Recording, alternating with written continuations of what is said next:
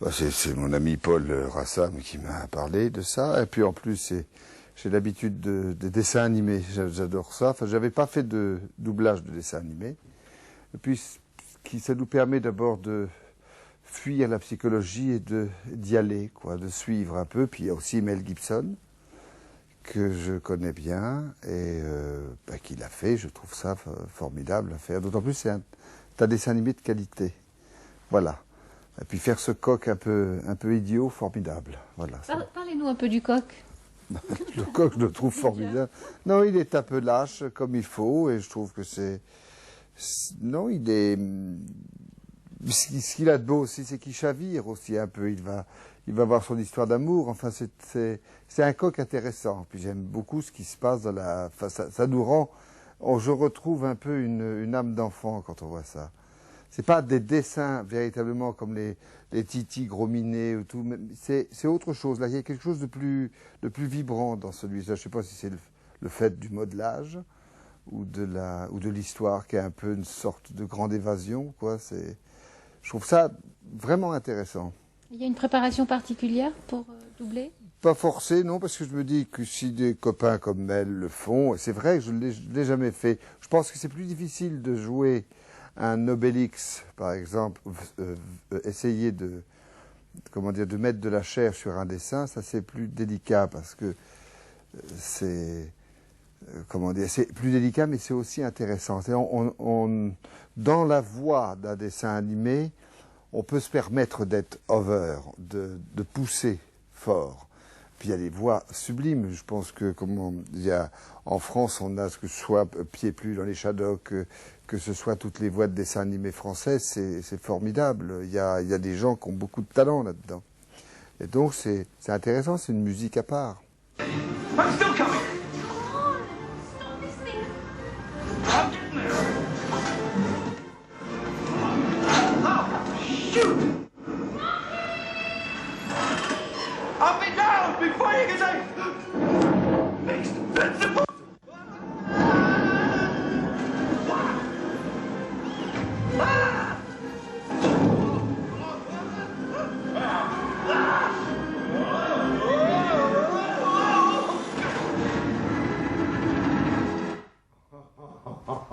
Ah d'accord, je vais voir.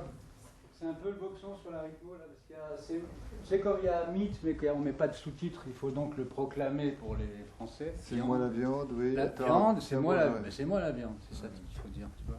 Non mais c'est marqué, allons-y, Ouais, bien, parce qu'il y a voir. plusieurs viandes. On va voir si tu veux. Non, c'est pas la peine, je vais la faire, allons-y, fais voir.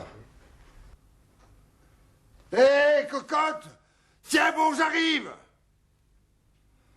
J'arrive encore! J'arrive toujours! Oh, oh! Ah! Oh merde, flûte! Flûte, tu parles d'un mal. J'arrive toujours! Oh! Oh! Ah! Oh! Je serai là avant que tu aies le temps de le dire! Macédoine de légumes! Oh! Ah! Ah! Viande, c'est moi la viande! Oh! Oh! Ah! Oh! Ah! Ah! Oh!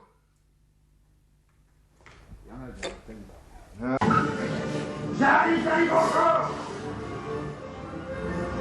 J'arrive toujours! Oh! Oh! Ah! Oh! Je serai là avant que tu aies le temps de lire! Macédoine de légumes! Viande, c'est moi la viande! Oh! Oh!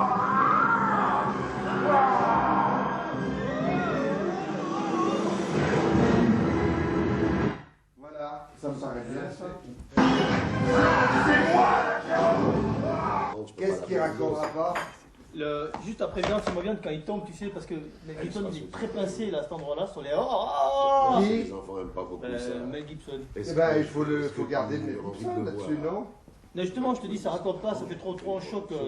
Fais voir, c'est vrai. Il faut amener des amis, ça dure pas longtemps, il dure 60. Mais il n'y a pas, mais moi j'ai commencé de faire les Waha, puis après tu peux terminer avec Gibson en fin de parcours.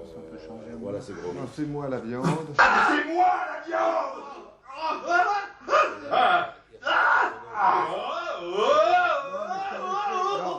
Attends, je t'avais fait des hauts à moi. Il se passe dans une... Non, non, élevage. mais plus loin, après tu raccordes avec Gibson à la fin. Il était sur... Moi la viande.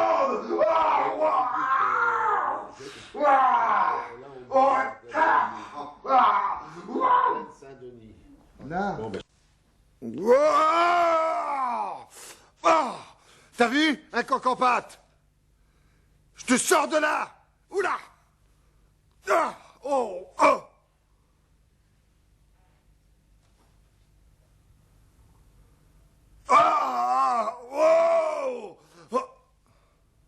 Je te laisse les cris là, parce que j'ai pété la voix. C'est pas des cris, là, il fait Ah d'accord. Il saute comme un... Là, ok, saute, oui, ok. Rock, ok, vas-y.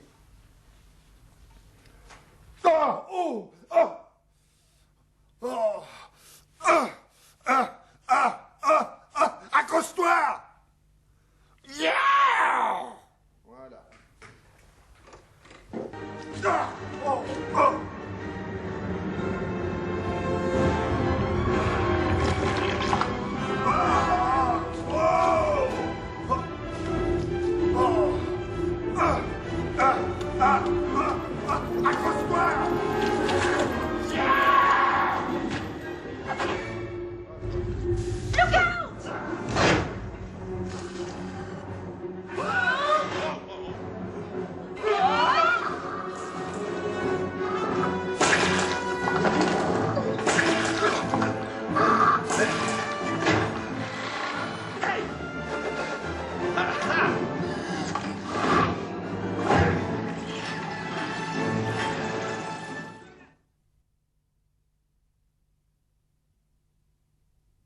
Comment vous êtes arrivé sur ce tournage, sur ce doublage, pardon?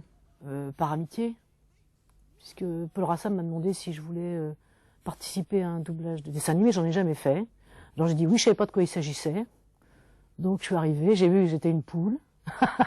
J'ai découvert que j'étais une poule. C'est la première fois de ma vie que j'interprète une poule, grosse pondeuse.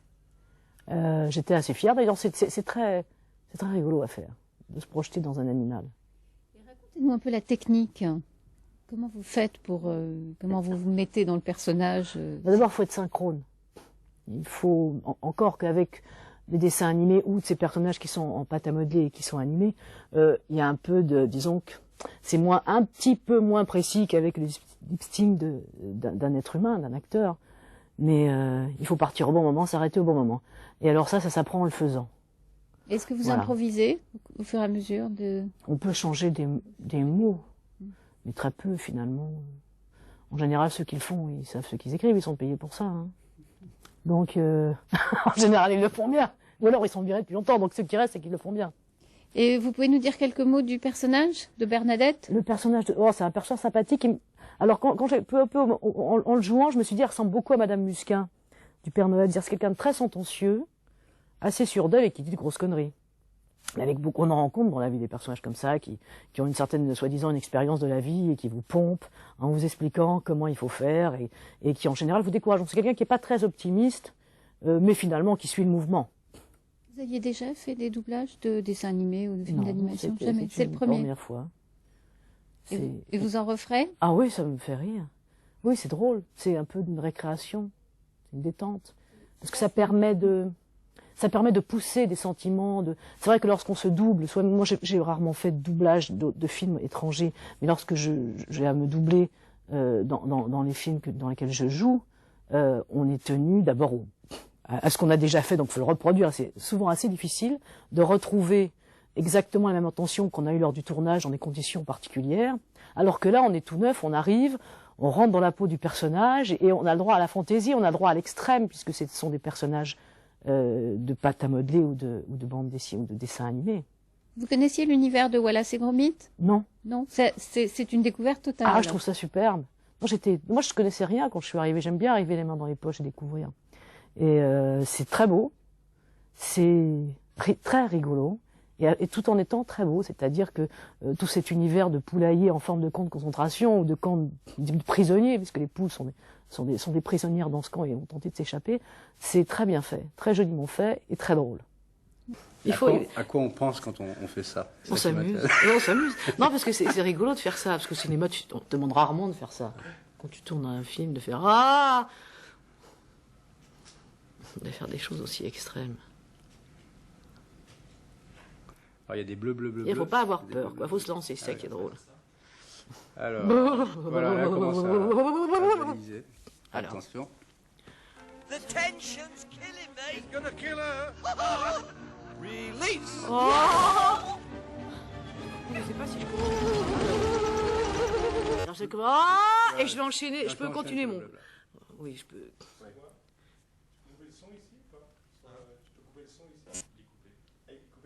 Non, c'était Josiane, ça. C'est Géronimo, hein, attention. Hein. C'est Géronimo. Alors, lâchez tout. Ah!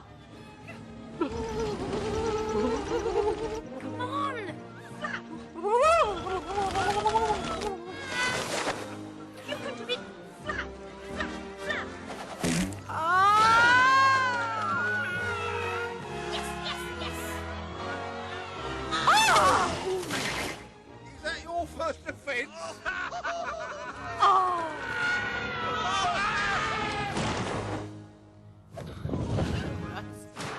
Explique-moi un petit peu, parce que... Donc là, en fait, du coup, le coq décide que les poules ont assez souffert en faisant de la gymnastique Oui, pour essayer d'apprendre à essayer voler, d'apprendre donc à il leur voler. fait une fête. Nous avons trop travaillé, le moment est venu de se détendre et de tortiller un peu du Ils font croupion. une super teuf. D'accord. Tu vois, et puis D'accord. toi, tu n'as jamais dansé, tu vas apprendre Oui. à Ah, danser d'accord. le rock and roll. Très bien. Voilà. Tortiller un peu du croupion. Enfin, tout de même! Regardez l'autre qui se pavane. Oh la vache! Qu'est-ce qui m'arrive? That's called a beat, sister. Feel it pulsing through your body. Oh! Oh oui! Ça pulse, c'est bon! Fantastique! Hey, well then go with it, baby. Oh! Mince! Regardez, c'est leur rythme qui m'entraîne! Ah, c'est la même mouche que toi! C'est moi aussi, ça. Hein. Ok. Bitch, shake those tail feathers. Enfin, tout de même! Regardez l'autre qui se pavane! Oh la vache! Qu'est-ce qui m'arrive? That's called a beat, sister. Feel it pulsing through your Oh! Oh oui! Ça pulse, dis donc! Fantastique! Hey, well then go with it, baby. Oh! Mince! Regardez, c'est le rythme qui m'entraîne! La même mouche que toi, on dirait! Bitch, shake those tail feathers. Enfin, tout de même! Regardez l'autre qui se pavane! Oh la vache! Qu'est-ce qui m'arrive? That's called a beat, sister. Feel it Oh! pulsing through your body. Oh oui! Ça pulse, dis donc! Fantastique! Ah, Hey, well then go with it, baby. oh! Mince! Regardez, c'est le rythme qui m'entraîne! La même mouche que toi, on dirait! Just go with the flow, girl.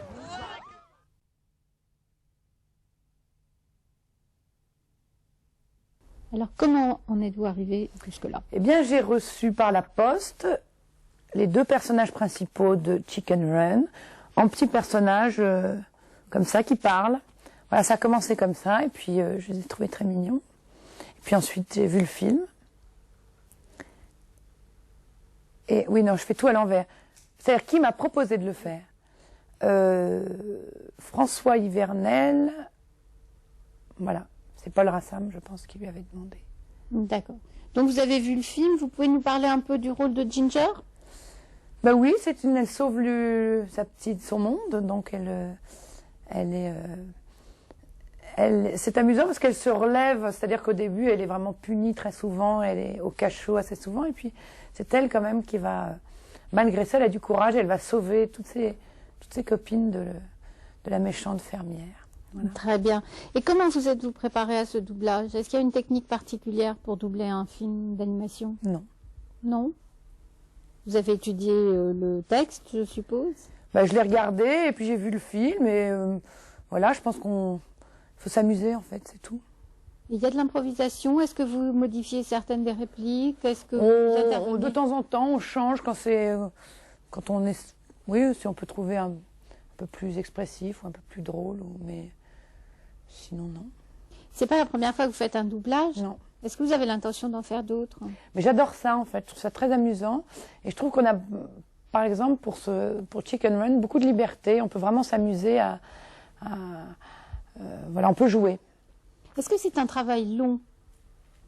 Est-ce que vous trouvez ça long? Est-ce que c'est rapide? Non. Est-ce que ça se fait vite? Non, on a fait en une soirée presque la moitié du film. Donc voilà, ça m'aura pris 2 jours entiers, oui. Très bien. Alors revenons sur l'histoire du film. Voilà, parce que j'aime beaucoup je suis née à la campagne, et je suis née dans une ferme, alors je connais bien l'image de la ferme, Est-ce que vous allez nous dire que vous êtes identifié au rôle? Non, mais je connais. Ça m'a plu de voir de voir un film qui se passe dans une ferme. Je trouve ça gai, parce que c'est assez rare, comme on montre pas souvent les fermes dans les. Non, ça, c'est vrai. Voilà, ça m'a fait penser à Marcel Aimé aussi, le film. Un peu Delphine et Marinette, et voilà. Je préfère parler du film parce que c'est très très réussi quand même. C'est un très bon film. C'est-à-dire qu'on a peur, c'est drôle, il y a beaucoup de personnages, beaucoup de caractères. Les héros sont des femmes pour la première fois, c'est-à-dire que la méchante agricultrice est une femme, et puis celle qui sauve toutes ses copines, c'est une petite poule. Donc c'est assez nouveau pour ça. C'est bien.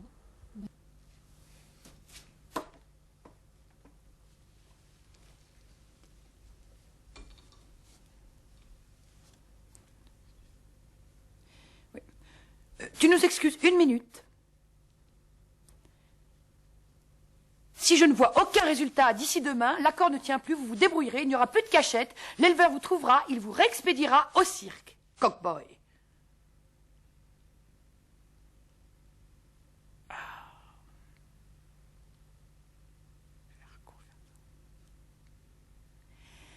Ginger!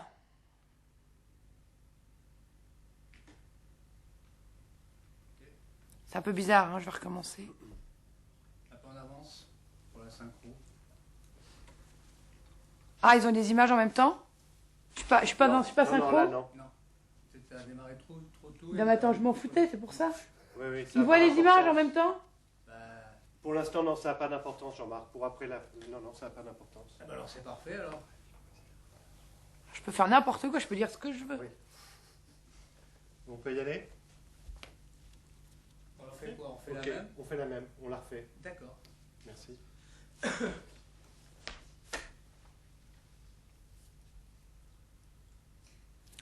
Tu nous excuses 2 minutes. Oui, oui.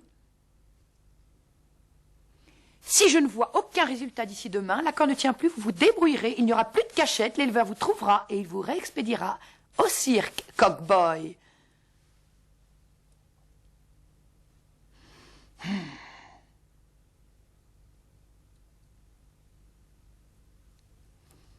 Oui, Ginger, merci. Tu nous excuses 1 minute. Si je ne vois aucun résultat d'ici demain, l'accord ne tient plus. Vous vous débrouillerez, il n'y aura plus de cachette, l'éleveur vous trouvera et il vous réexpédiera au cirque. Cockboy.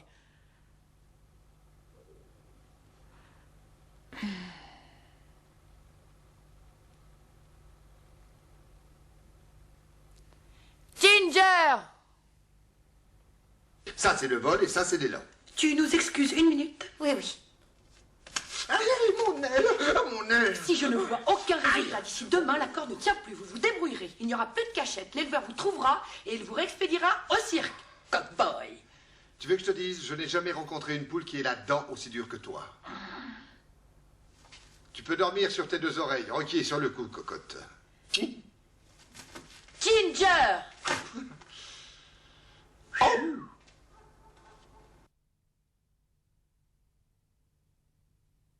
Jean-Marc Pentier, vous êtes directeur artistique. Vous allez nous expliquer en quelques mots quelle est votre fonction du début jusqu'à la fin.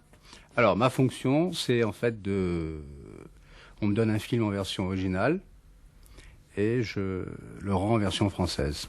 Donc ça commence par la traduction, l'adaptation des dialogues en français.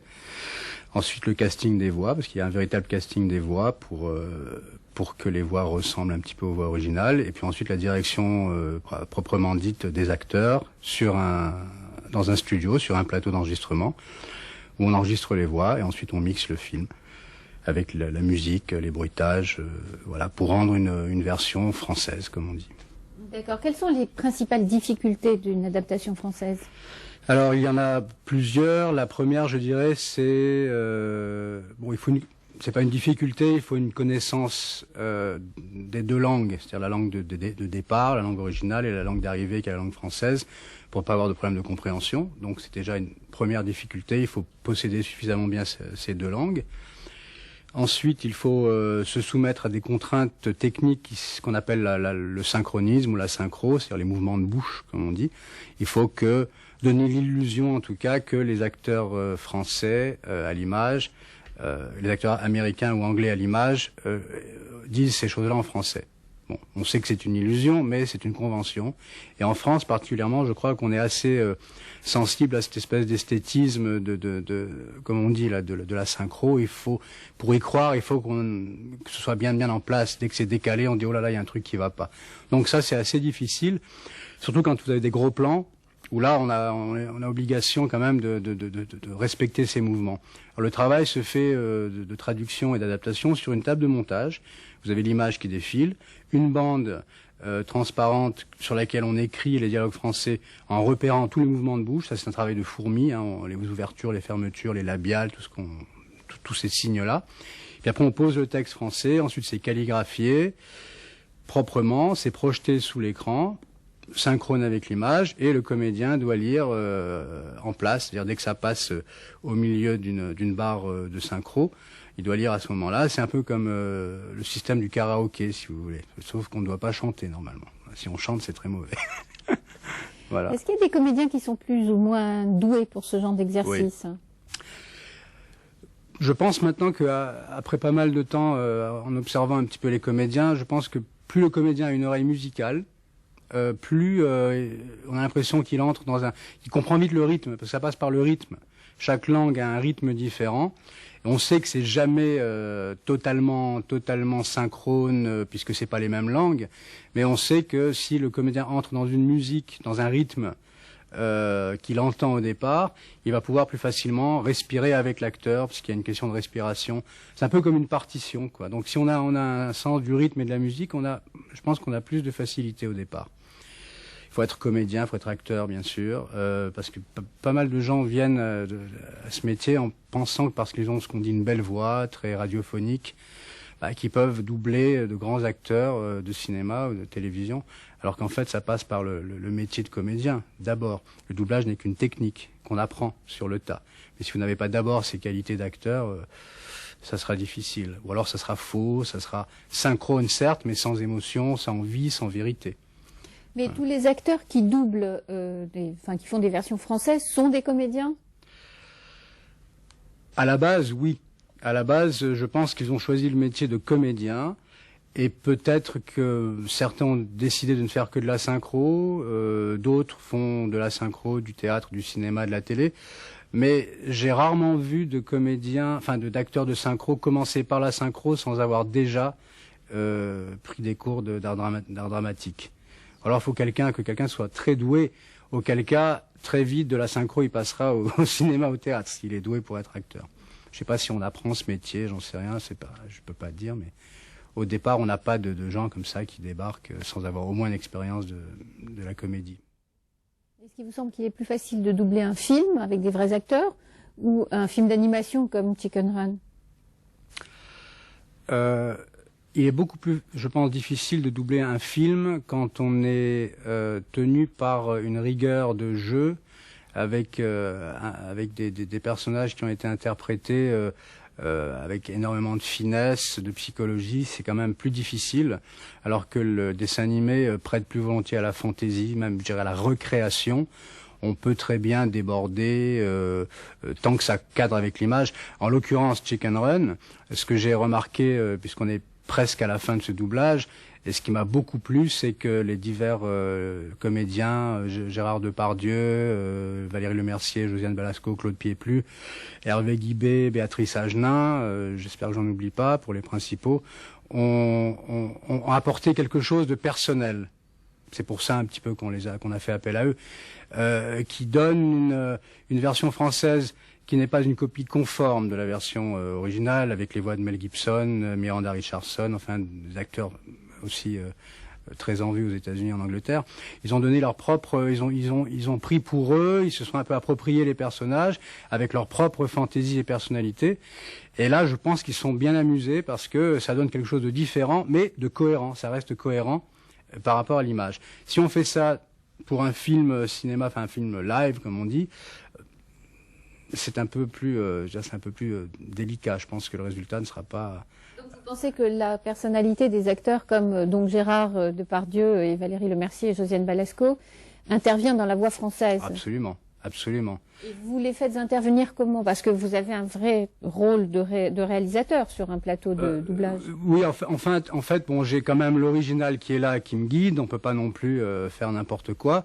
Mais moi, ce que j'aime bien, c'est laisser l'acteur, l'actrice essayer plein de trucs, plein de choses, se lâcher, comme on dit, quitte à les rattraper un petit peu quand ça déborde trop. Puisqu'en principe, moi, j'ai une vision globale de l'histoire, des personnages. Il y a donc une vision d'ensemble qui me permet de temps en temps les remettre un petit peu sur la route quand ça va un peu trop loin. Mais avec des acteurs comme ça, c'est un plaisir parce que on découvre. Moi, j'apprends à chaque fois des choses, quoi. C'est un bonheur. J'ai pas grand chose à faire en fait. J'ai plus qu'à être spectateur. Je me marre, je rigole, puis voilà quoi. C'est la bonne humeur. Donc Chicken Run sera un bon souvenir. Ah, un excellent souvenir. Excellent souvenir. J'en veux d'autres comme ça. Merci beaucoup. Merci.